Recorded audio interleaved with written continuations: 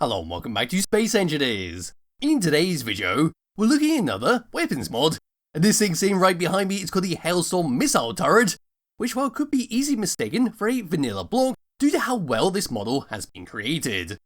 So what this thing is, well, it's very much like the vanilla rocket turret, but it features a alternative style. It's got less damage, but has higher rate of fire, it's got double the projectile speed, but to make up for that, it's got a much higher reload speed, which ultimately means it's got less damage per second than the regular rocket turret, making it more comparable to the artillery turret. So what it does with its overall stats is it becomes much more effective at shooting smaller, faster moving targets due to how quickly the missiles move and how fast you shoot it. But for general DPS, the vanilla rocket turret will beat it out, and of course it'll be much more effective on a larger ship. So with this, we can change all the colours, all the skins, we'll go through that in just a moment. But what we're going to do is now just have a quick pan around the outside, get a good look at its model, move it around for a bit, I'll show you it firing, we'll then change its colours, change its skins. Then what we've got set up in the background are two large ships, one in blue, one in red, where the red one has the vanilla rocket turrets, the blue one has the modded turret. We're going to see just how effective they are against each other. They've got the same amount of missiles on there, I've just replaced all the default Gatling guns that appear on that ship, but we'll see that a bit later on. Anyway, for the model itself, this is what we get at the very front. Of course, there's a lovely barrel that features 10 tubes for your missiles to fire out of. If we were to move slightly down to here, we can see how it's going to rotate around and lift it up and down so you get a good view all the way around this. You can see some fantastic detail all the way around this base in the form of metal tubes that you wouldn't normally see on, say, the vanilla turret. If we were to move around on the side, I'll put my light on for the moment. There we go, it just repeats all the way around the base. If we were to move up onto the side here, so there's a lovely silver circle of where it's going to be lifting up and down. We see lots of little screw holes of how it's been all held together. If we were to come across over to the barrel itself, we see what looks like little heat vents. Over here, more screws return, and it is slightly raised out at the front there to give it that overall great look. If we were to move around towards the very back of this thing, here we go, even more fantastic detail, look at this. We've got a small little computer at the back with some green lights, lots of little buttons, sliders and knobs for you to pretend to play around with. If we were to move away from that, it looks slightly up there, we've got some more connection points, some more heat vents, and at the back there we've got two little knobs, or where you'd say remove that panel and load the missiles in manually. If we were to move all the way down towards the base, it's going to be basically the same as the very front, there we go. I suppose we come to the opposite side, although it's going to be basically the same as the opposite side that we just saw. And there we are. Moving all the way up and looking down at this thing, there we go.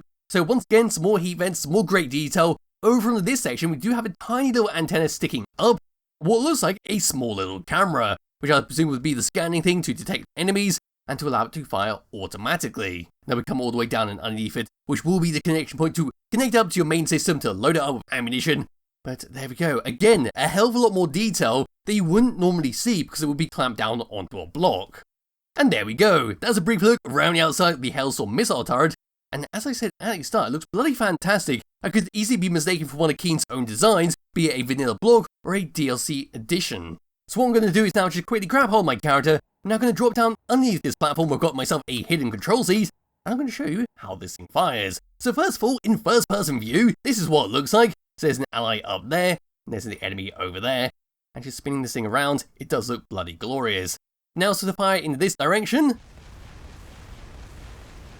There we go, that's the entire salvo of 10 missiles. Now it's going to recharge over 7 seconds. It was to hop out of this, now come into third person view. So position it like so, hiding the HUD, and then pressing number 5.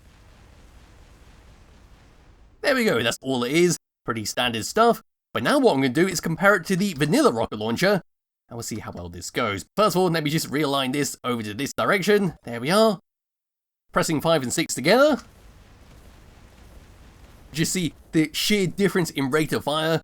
There we go, they're now both stopped firing. If we were to let them keep going, you see that the vanilla rocket launcher has started firing once again. As I said, it's got higher DPS compared to the modded turret, but it's going to be worse off at shooting faster, smaller moving targets. But with that all done and out of the way, I can now turn them off. I now get into my character once again, just come here very quickly, and just flick through some of the colouring. So just grabbing hold of this battery and just doing that. There we go. Now switch it over to the sci-fi skin in red. It would say come over to a yellow, and maybe put that into the plastic armor. There we go. Now it changes quite nicely. They would say come over to a more pinkier color like that. Put it in a glamour skin, and put that across. There we go. It's all fully functioning with every type of skin. And does look bloody great with how it's all been set up and how the skin actually wraps all the way around it. But now, what I can do, because there's not too much else to talk about with this turret, very self-explanatory what it does, got a fantastic model, great functionality compared to the vanilla turret, and it's not overpowered in the slightest. So I'm going to fly myself over to one of these ships, give it to the AI, and we're going to let them fight each other. So before I unpause this and let the battle begin, I want to show you the setup. So this is the good old Albatross that appears in many of my videos, and I've simply removed the Gatling turrets from around the outside and replaced them with the rocket launchers. And I've basically done the exact same thing over in the distance, but instead of the vanilla rocket launchers, I then have the modded ones. They're about 2 kilometers away from each other, so there will be plenty of time for them to reposition and then start blasting each other. But now it's time for me to move the camera far away, there we go, and I'm now going to unpause it. So after a short delay they should start to detect each other, then move all the way over to each other and start blasting. There goes the cockpit at the front. It looks like the first barrage from the blue ship did one hell of a lot of damage to the front. Here comes the second barrage, look at all those missiles coming across, and there goes the vanilla rocket launchers going very slowly, but of course they do have much more damage per second. Another barrage from the blue ship, that looks like it's going to do a lot of damage. I think the blue ship is going to win this out due to the sheer rate of fire, but I'm not too sure. You better come across over to the blue ship to see what kind of damage has been dealt to it. Looks like the front has also been destroyed. And here we go, the side rockets are engaging. It looks like we have lost the ones at the front. It looks like the front of the ships on both of the ships are doing very poorly. But they still have both the turrets on the top there, so they need to actually circle down below each other before they can actually engage. But it looks like the blue ship has gone for a ram, which is very odd. Now they are connected at the front, where the turrets are now going to start blasting into each other. And I feel the rate of fire on the modded turrets are going to win out at the end of the day due to the sheer amount of missiles they can pump out into the enemy ship. And of course disable all of their turrets. We'll get a bit closer look at the red ship. There we go. It looks like this one is doing very poorly. I think the next barrage might actually take it offline, if it actually goes for it. If we were to get a closer look at the blue ship, it looks like we do have at least 1 or 2 turrets still open firing. It looks like we've got 3 underneath, so it does have a bit more firepower. So maybe it might fight back. Maybe it might actually win this. That's one hell of a lot of damage in the middle there, and that's getting awfully close to the hydrogen tanks at the back. And it doesn't take too many more shots to actually blow that thing up. So you want to see it like this and actually watch it a few more times. And there we go, there goes one of the hydrogen tanks on the red ship. I have not seen it explode on the blue ship just yet. There comes another volley straight into the middle, another one into the back. But it looks like the top turrets on the red one are still firing all perfectly fine. Here comes another volley from the blue ship. It looked like it did too much damage. Taking a close look at the internal damage there. There's another hydrogen tank right there. And I think once that one is gone, the thrusters will be completely offline.